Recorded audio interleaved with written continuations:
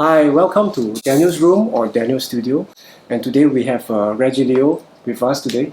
Guitarist, extraordinary guitarist, nice person, good friend, old friend of mine from many years, about 100 years maybe. So more than that, I think. More than that. We've invited him today to talk about himself, play some music, So I'm looking forward to that. Maybe to start us off, tell us a bit about yourself, like how did you get started with guitar? Well, your inspiration. Actually, now I remember I was probably 16 years old. Somebody just asked me to play some music, and I don't even know. Before that, I was already playing on a stage without much knowledge of the chord, and I wasn't really interested about music those days. Then I gave up. I went to army, and I gave up for probably 3 years. I didn't play. In the army, so you're not playing in the army? I wasn't playing. I was just. Then I went to Philippines. Then I saw some live music, which kind of reignited my fire of playing music. Yeah, I can do this too, man. So I tried. I came back. I took some lessons. Those days there's no YouTube, so I have to actually take lessons, jam with people on the void deck, learn from the guy downstairs. That's how I pick up. Slowly. It took me a while. So you had formal lessons, like you went to school or what? Yes, you went to someone's house? Yes. I actually went to Yamaha to a classical lessons. Classical guitar. Classical. There was probably my teacher actually still teaching there. Okay. So that's how. And then after that, I heard somebody play Hotel California, and at the same time, I heard Really Fusion those days.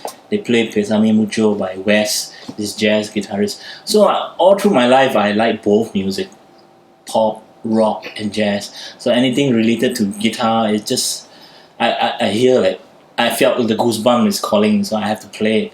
Okay, so that means you took lessons, but was it private lessons or was it from a music school, or how did that work? I took a Yamaha classical guitar for 1 or 2 years. Then later part when I shift to a HDB area, I'm so lucky that my teacher, Vivian Nonis, was just like a few blocks away from me. So I took lessons from him for 2.5 years, and I learned a lot more. So it wasn't classical or something else? No, but he's very into reading music. Okay. So he's very particular about the students able to read music. So I have worked many years with him. So it's great. Okay. If I recall, you were actually from this band Kruger as well. Yes. We play a lot of current pop, rock, heavy metal music, which is not really suitable for the club, I thought. But almost 3 years I was there, so it's totally different music those days. But of course, it's still good, So I learned a lot too. But after a while, I guess how long can a band last? So we kind of move on. We have so I joined a jazz band. That's when I really think that really music helped me a lot more. And I was playing solo guitar in a room where classical music was needed then. So I was thrown into the pool and just play. Yeah, I guess for most people watching this, and if you don't have the experience of playing in a club, playing with a band nightly, that actually is the best way of learning actually, because like for Regi, he played in a top 40 band, a jazz band, playing classical guitar. That is the best way to learn, because when you drill the same song every night again and again, definitely. It's something I think a lot of us went through that, and then that's how we got the experience or got the chops down to play certain things. Even now, like even though we don't play too regularly, I don't play as regularly as you do. I think I do more session stuff, but even then, I think the past experience of all the playing nightly, I think it's still in the fingers and in the brains, So that really helps a lot. Yeah, definitely. Yeah, you agree. Yeah, I was also felt that I was lucky those days when I worked with a lot of senior musicians. They teach me a lot about playing nightclub, what to play, how to play, which you can't really learn from the books like today. But also today is the venue are limited now. Yeah. I remember same thing. Not only the musical things that we learn, but I was playing this band, top 40 band with this bass player called Michael Duss. Okay. And he taught me certain things that I thought was interesting, which I kind of, in a way, it's kind of true. remember I was playing the band. I was looking down every night doing this, and then one day he took me aside and said, "Daniel, you have to look up because you are a guitarist." I mean, in a very stereotypical way, that is true because I think a lot of people look at the band and they see the guitarist first, So he said you have to move, you have to do more because you are a guitarist. He said if you're a keyboardist, you're behind. It doesn't matter so much, but as a guitarist, you have to move. So even small things that it kind of stays. That's like 15 years ago, and it still stays with me. That it's a show, it's a performance. You have to be up there to entertain people. Okay, maybe now we can talk about some of the stuff you use because you play pop. We do a lot of work together, playing a lot of TV shows, right? Which is mostly pop. But even in that in those shows, we play classical music, a bit of nylon string. Some jazz guitar stuff. So, and you do a lot of jazz gigs as well with trios and stuff. So maybe you can talk about the stuff that you use regularly for the guitars and equipment. I always like pedals. I started with Boss pedal, and later on I ventured into like Boss multi effects. Most of the jazz gig I'm using very minimum 1 or 2 pedal and direct to the small amp that I use. So it's very plug and play kind of situation. There's no secret to it. A funny thing you talk about with TV show, and in fact, I learn a lot of sounds from you when I have the multi effect. I just love your sound. So a lot of time I keep on asking you questions, but I think you're a little bit annoyed sometimes. But nevertheless, you always share with me. So I learn a lot, and over the years I use Line 6. But the latest one I like a lot is Fractal Audio FX. Even though I do recording at home, I use that. For live concert, I like to use that too. So we just plug and play. I just go into the PA system. I just let the soundman bring out the volume. So the rest of the EQ, I do not touch. I just do my own thing. And that's the setup. But unfortunately, those gears, I can't use it for some of the smaller gigs. So I even have some of the Roland multi-effect was much smaller. I think a lot of time it's logistics, right? Yes, it's like you can't bring out too many things. Too. Yeah. I used to have a big pedal board with 12, 13 pedals. If it's a gig where I have to climb up 2 or 3 stories, it was almost impossible. It's heavy with the guitars. It's I remember the time I went on a tour in China, and the rehearsing studio was like a 3-story down, and they do not have any lift. So I was carrying 2 or 3 guitar plus my pedal.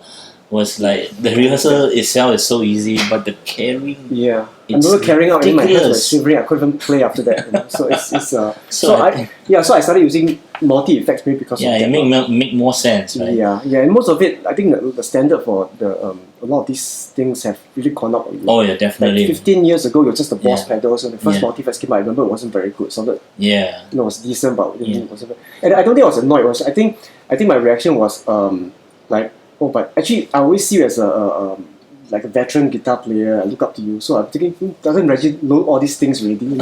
I think it was more of that kind of puzzle. I've always been a plug and play player. So a lot of things I learned is just my ear and my hand. I think interesting thing about the multi-effect as well is, I think because we grew up listening to maybe some similar things and some different things. I grew up listening to a lot of session guitar players like Michael Landau, Dan Huff, not even Steve Lukather. So my sound has always been like a session player sound, for better or for worse. So maybe that's why I got into multi-effects a bit earlier than maybe you did. I was always doing that. But I was learning a lot from you as well, all the jazz guitar stuff. Now I was enjoying you're playing the licks, the rock stuff. I think because you did like Kruger, I think the rock stuff really comes out whenever we are doing shows. So I appreciate that as well. Yeah, thanks, man. I always been a blues-based guitar player, so everything I do is based around the pentatonic thing. That's when what I know. So I think this is a very important period for me. So I think. Like they say, I think we are what we eat. So what we listen to comes out. I think. Maybe it might be a few years, but once we absorb it, we play. It comes out what it is. For better or for worse, sometimes I mean, I think it's for better, actually. Because it's our influences, what we like to hear. Okay, since we're talking about this, maybe let's play some music. Sure. You have the upcoming album. But maybe we do something acoustic first. Let's play like How Insensitive. You suggested How Insensitive, a Bossa Nova tune. We do that, and then later on we'll play one of the tracks from your new upcoming album. Looking forward. Okay.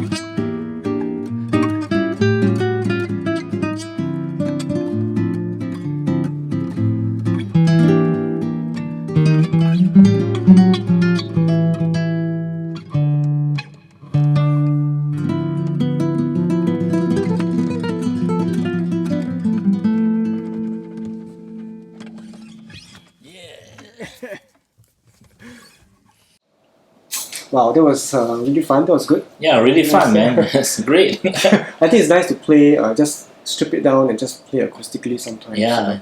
Because it's really tough to just Yeah, keep time. Yeah. Just two guitarists keep time and then play. yeah. Try and play Extend. good music.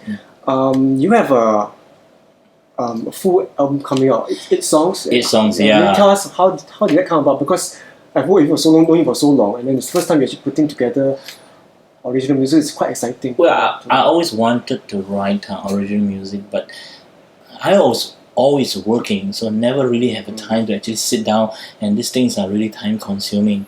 And so 2 years ago, they asked me to do a recital and explain it, and then the girl said, you have to play original music, prefer to have original music. So I started writing, and within 2 or 3 weeks, I came with all these songs. Wow, that's so good.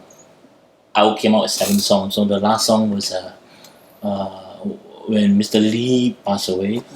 So one of the songs was tribute to him, and I wrote it on the day that he passed away. So it's an instrumental piece. But the rest of the songs I wrote it in maybe in 1 month.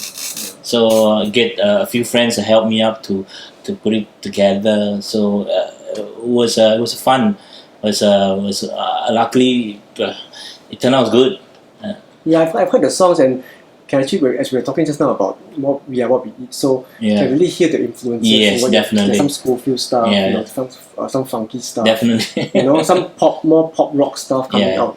Yeah. So there's vocal tracks. There's one with. I work with a couple of very good singers. yeah. So I kind of asked them to help me whether they can sing some of the song on my track, and they say yes. And some of them even wrote their own, put words into it. Okay. So I was very thankful to them, and everything is ready now. So except when it's gonna come out. So we're just waiting for probably in a month's time.